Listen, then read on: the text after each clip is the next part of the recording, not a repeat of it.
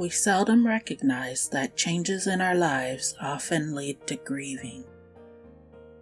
The losses that we seldom acknowledge have to deal with health, relationships, work, body image, and ideas and thoughts that don't get manifested. In no particular order, I'm going to examine each of these areas. Health.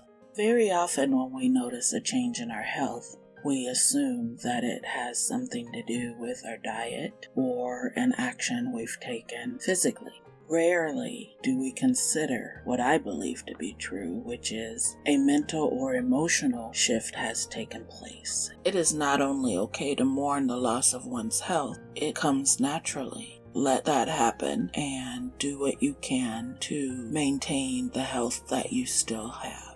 When I first began my journey to this truth, I found Louise Hay quite helpful. Louise Hay's videos led me to change my beliefs and thoughts about my health. A link will be included in the video description if you'd like to explore her more. Work. When you lose a job, it feels like the end of the world, but it doesn't have to be. Mourn the loss and then realize that it could be an opportunity to do greater things. And at the very least, it could be an opportunity to move on. Relationships. Relationships are a bit tricky. One thing I've heard and have come to believe is that we tend to love the people who can do for us.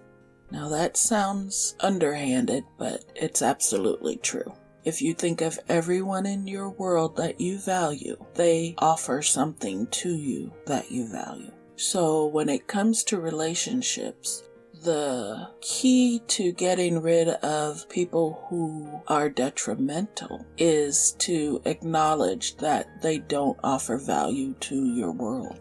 Sometimes people make that determination about you and let you go. And that's okay too. Be grateful for the knowing of that person and let them go. Who's next in the benefit of your love? Body image. When it comes to body image and grief, for me personally, it has been a winding road of ups and downs.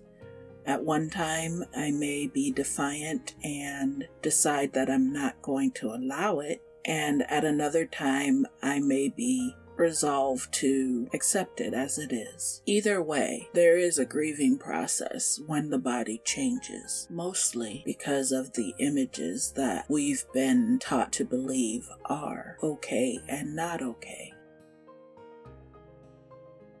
Ideas and thoughts not manifested.